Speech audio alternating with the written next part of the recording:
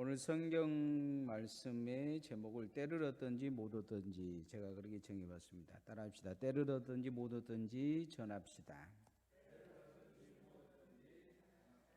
세계적인 신학교인 프리스턴 대학의 어떤 학생이 이제 졸업을 하면서 자신의 고민을 털어놨다고 해요. 날마다 기도도 열심히 하고 성경도 읽고 암송도 하는데, 그런데 자기가 그렇게 신학교를 다니면서 많은 집회를 다녔는데 한 가지 부족한 것이 있다. 그 부족한 것이 뭐냐 그랬더니 자신의 전도를 받고 한 사람도 그리스도인이 된 사람이 없다. 내가 무엇이 잘못되어 있는지 이렇게 내가 복음을 전하면 사람들이 그렇게 변화되지도 않고 또 그렇게 열심히 내가 복음을 전하지도 못한다. 그런 이야기를 하더라는 거죠. 이 고민은 이 학생만의 고민이 아니고 모든 그리스도인들의 고민일 것입니다.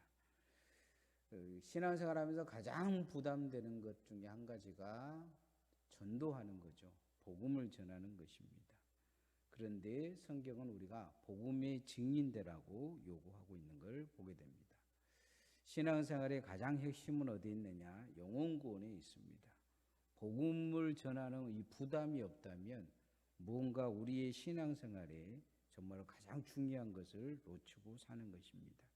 그래서 우리는 끊임없이 복음을 전할 뿐만 아니고 전도의 문을 열어달라고 기도해야 될 줄 믿습니다. 전도가 쉬운 것은 아닙니다. 예수 믿자고 말하는 거, 교회 오라고 말하는 게 쉽지가 않아요. 요즘 이제 코로나로 전도가 더 힘들어진 상황이 됐습니다. 코로나로 어려운 상황이 됐는데, 전에 이제 코로나 전에는 우리가 목요일마다 팝콘을 튀겨서 아이들도 전도하고 막 그런 적이 있어요. 아이들이 우리 이제 이 리프트 이 엘리베이터를 만들 때 이 초등학생이 아이들이 와가지고 저한테 막 데모하고 항의할 때가 있었어요. 걔들이 이제 앞에 오면 교회 앞마당뿐만 아니고 교회 입구에 들어와가지고 그 대리석에 지네들은 무슨 안방인 줄 알고 깔고 자고 거기서 놀고 2층으로 오르락 내리락 하고 그랬는데, 이제 이 엘리베이터를 막아놓고 거기다 문을 달아놓으니까 2명이 와서 나한테 대들더라고요. 그래서 우리 교회도 나오지도 않은 애들이 누구 허락 받고 여기를 막느냐 그러더라고요. 어이도 없고, 그런데 또 한편으로는 너무 감사한 것이 자기 교회라는 거예요. 자기 교회. 아이들이 계속 우리 교회에 들어와서 팝콘도 얻어 먹고 뭐 토스트도 오고 가면서 먹고 물도 먹고 그러더니 예배는 안 나와도 자기 교회라는 거예요. 나를 목사라고 보다는 아저씨라고 부르는데, 아저씨 누구 허락 받고 여기를 막느냐? 우리는 어디 가서 놀아라고 그러느냐? 그런데 이제 코로나로 한 2년 반 동안 교회 문 닫아 놓으니까 개미 한 마리 왔다 갔다 하네요. 요즘은 이제 그 아이들 지키는 할머니 할아버지들 앉으라고 제가 이제 그 의자를 몇 개 놔뒀는데 그 할아버지들이 이제 와갖고 여기서 누우시면서 물도 얻어 마시고 그러긴 하시는데, 전도가 끊겨버린 시대가 됐습니다. 그러나 우리가 이런 시대일수록 핑계대지 말고 더 전하고 전도해야 될 줄 믿습니다. 따라합시다. 핑계대지 말고 전도합시다. 핑계댈 일이 아니에요. 코로나로 핑계댈 일이 아닙니다. 요즘 이제 어떤 전도를 해볼까 지금 고민을 하고 있어요. 그래서 지금 이제 가서 빵 굽는 것을 배울 것인가, 팝콘 기계를 다시 꺼내서 팝콘을 튀길 것인가, 요즘 이제 고민을 하고 있습니다. 한때 우리가 토스트 전도한다고 딸기밭에 가가지고 한 일주일 동안 딸기 따고 큰 솥에다가 딸기 또 따가지고 딸기잼 만들고, 그 딸기잼 결국은 코로나 터지고 다 나눠줘 버렸는데 공짜로. 전도를 우리가 다시 시작하려고 계획을 하고 있습니다. 위해서 우리가 기도해야 될 것입니다. 사람들이 전도된다 안 된다 우리가 핑계댈 일이 아니고 주님 명령이니까 우리가 해야 됩니다. 6.25 동란 때 인민군 장교 중 독실한 기독교인을 둔 이 권사님을 둔 인민군 장교가 있었어요. 어떻게 둘이 결혼했는지 모르지만 이 장교가 너무 못마땅한 거예요. 자신이 그래도 인민군 공산당 장교인데 제발 예수 믿지 마라. 그런데 숨어서 예수를 믿은 거죠. 남편이 잠들 때면 손을 잡고 4주를 가까이 하려 하면 계속 그 찬송을 불러준 거예요. 결국 이제 남편이 전쟁터에 가고 잡혔어요. 잡히고 이 부인은 이제 북군이 북쪽으로 밀고 올라가니까 남쪽으로 내려왔죠.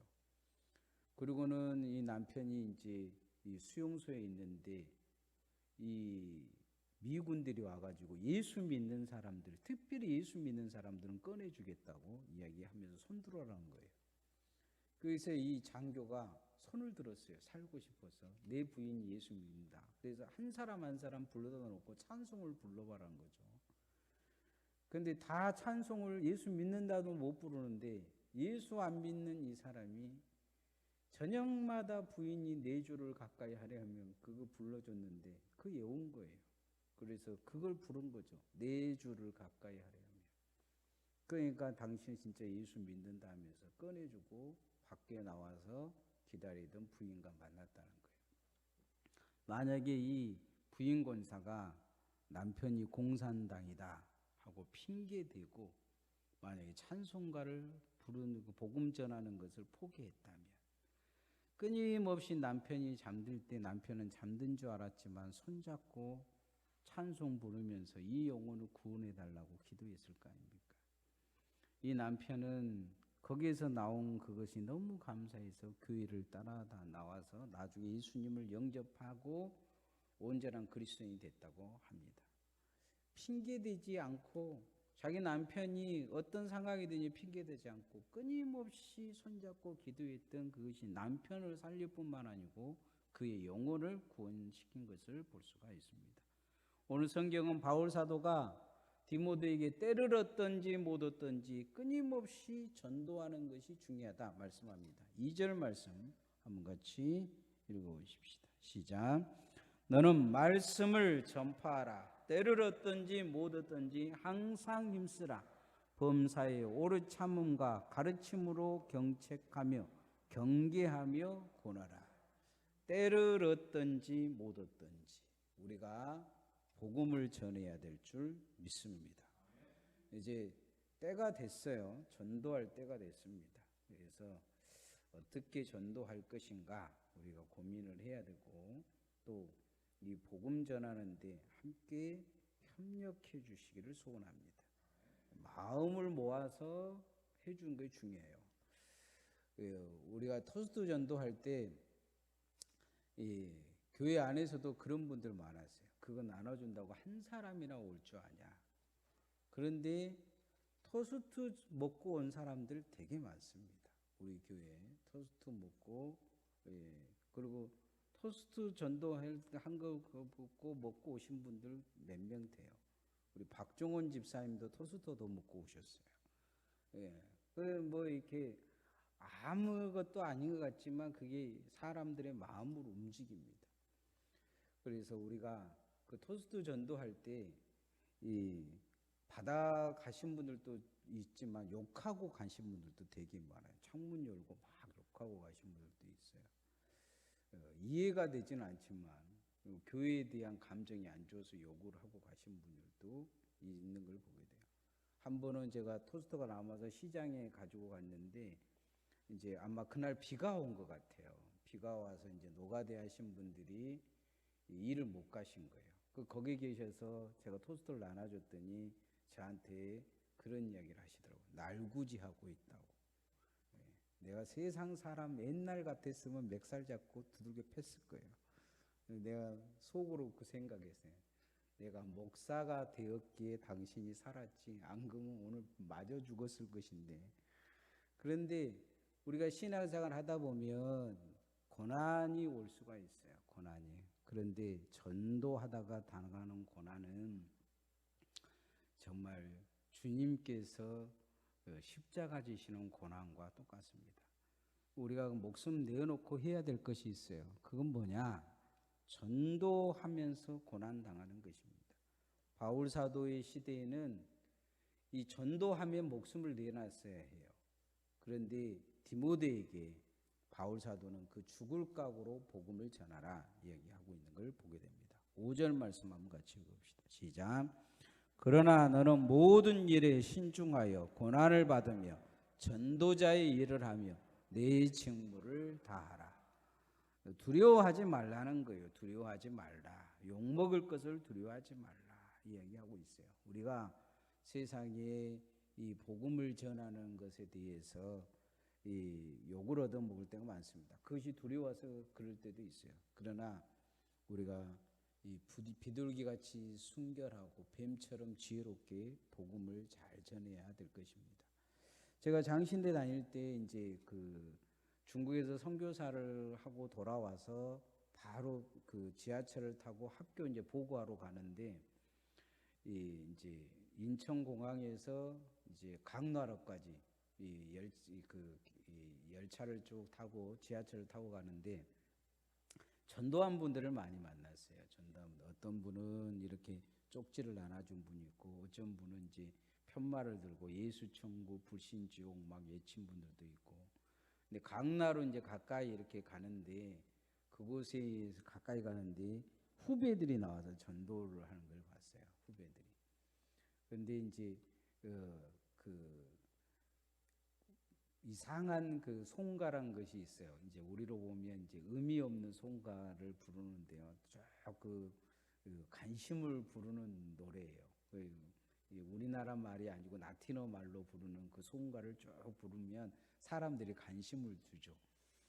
좀 이상한 사람처럼 보여요. 거기에는 무슨 물건 파는 사람처럼 보이는데 거기서 이제 이렇게 90도로 인사를 하고 나는 장신대 몇 학년 몇 학번 누구입니다. 그러면서 불편하시겠지만 지금 복음을 전하는 훈련을 하고 있습니다. 그래서 여러분이 좀 들어주시면 감사하겠습니다 하면서 한 3분간 복음을 전하더라고요. 그러면서 들어주셔서 감사합니다 하고 인사를 합니다. 근데 다른 사람들이 전도지를 이렇게 나눠주고 막 불신지옥 막 그랬을 때 사람들이 얼굴이 막 붉고 그러는데 그렇게 공손하게 인사를 하고 복음을 전하는데 몇 사람이 박수를 치더라고요. 박수를. 그 사람들이 예수 믿는 사람들이었던 것 같아요. 어찌 보면 지혜로운 거죠. 지혜로워. 그러면서 우리가 복음을 그렇게 전하는 걸 봤어요. 세상에서 전도가 이제 지금 욕을 얻어먹고 있는 것은 지혜롭지 못하기 때문이에요. 고난 당한다고 생각하고 고난 받으면 된다는 생각을 가지면 안 되고 우리가 세상에서 고난 받을지라도 정말로 주님 앞에서 지혜롭게 복음을 전해야 될 것입니다. 우리가 이 땅에서 복음을 전하면 하늘에 상급이 있습니다. 주님의 상급을 바라보면서 우리가 끊임없이 전도해야 될 것입니다. 따라합시다. 상급을 바라보며 전도합시다. 기독교 신문에 이렇게 보니까 어느 교회 홈페이지에 그런 광고가 있었다고요. 전도 대회를 하는데 1등으로 소형 승용차 한 대, 그 다음에 뭐 김치 냉장고, 컴퓨터, 대형 텔레비전, 자전거 이런 경품이 있었다고 합니다. 우리 교회도 이번 주에 이제 그 야예배 드리는데 경품을 이렇게 새벽에 오니까 우리 강건이가 쌓아놨더라고요. 쫙 쌓아놔서 사진 찍어가지고 아마 금요일 날쯤 아마 이제 그 밴드에다 올릴 것 같은데 이렇게 이런 경품을 주니까 야예배 참여하라 하면서 꼬시려고 그런 것 같아요. 이제 큰 교회에서 이렇게 한 것은 전도가 중요하기 때문이죠. 전도가. 그래서 막 비판하는 사람들도 있어요. 어떤 서울의 교회는 전도가 안 되니까 5만 원 주고 사람을 사온 거예요. 어떤 분이. 그래서 막 신문에 나가지고 또 난리가 났죠. 예배 드리면 시급 5천 원이라 그래가지고 애들한테 그렇게 해서 또 교회에 와가지고 예배 드리게 한 사람들도 있다고 해요. 희한한 전도를 하다 보니까 세상에 욕을 먹는 케이스인데, 그러나 이런 거 보고 전도를 비판할 것이 아니고 전도는 아주 중요합니다. 한 영혼이 구해지는 것은 정말 중요해요. 승용차보다도 중요합니다. 그런 걸 타려고 한 것보다도 더 귀한 게 있어요. 그 뭐냐면 하늘에 상급이 있다는 것입니다. 8절 말씀 한번 같이 읽읍시다. 8절 말씀 시작. 이제 후로는 나를 위하여 의의 면류관이 예비되었으므로 주 곧 의로운 재판장이 그날에 내게 주실 것이며 내게만 아니라 주의 나타나심을 사모하는 모든 자에게도니라. 이 의의 면류관, 하나님 앞에 상급이 있다는 거예요. 자기가 그 상급을 보고 살았다 이야기합니다. 바울 사도는 끊임없이 자신의 이미 죽을 날이 가까웠는데 그것을 바라보고 지금 달려왔다. 디모데에게도 그렇게 달려가라 말씀하고 있는 것을 볼 수가 있습니다. 주님 앞에 가면 가장 부끄러운 것이 영혼 구원하지 못한 것이 부끄러울 것입니다. 그러나 주님 앞에 가면 가장 칭찬받은 것이 영혼 구원에 전력하는 것일 것입니다. 한국 선교 100주년 순교 기념관에 가면 순교자들의 사진이 쭉 있는데 마지막 사진은 거울로 돼 있어요. 거울로. 그 앞에 딱 서면 내 자신이 보이는 거죠. 내 자신이. 우리가 주님 앞에 서면 그런 내 자신의 모습을 보게 될 것입니다. 그랬을 때 정말 이 순교하는 마음으로 전도한 사람들은 하나님 앞에 그 순교의 영광이 있을 것입니다. 이 시대에 죽을 수 있는 상황이 아니에요. 뭐 예수 믿는다고 뭐 죽이고 뭐 돌 던지고 그럴 시대가 아니잖아요. 그러나 이 시대에 유일하게 순교 같은 그런 고난을 당하는 그런 이 신앙생활이 있어요. 그건 뭐냐면 전도하는 것입니다. 세상 사람들은, 사단은 전도하는 사람들은 반드시 죽이려고 달라듭니다. 그러나 그만큼 하늘에 상급이 있을 줄 믿습니다. 그래서 우리가 때를 얻든지 못 얻든지 복음을 전하는 주의 종들 되어지시기를 소원합니다. 말씀에 결론을 맺으면 전도가 왜 안 되느냐? 전도할 시대가 아니다. 전도할 방법이 없다. 핑계 될 수 있는 시대입니다. 여러 가지로 핑계가 많죠. 요즘 교회가 전도가 안 된다. 전도해도 안 된다. 그러나 전도를 우리가 한 사람에게 해도 그 사람이 전도를 안 당할지 모르지만 이 고구마 전도하는 그 집사님 말을 들어보면 그런 이야기예요. 고구마는 한 번에 익는 게 아니다. 이 젓가락 가지고 익었냐 안 익었냐 계속 찔러보다 보면 언젠가는 익은다.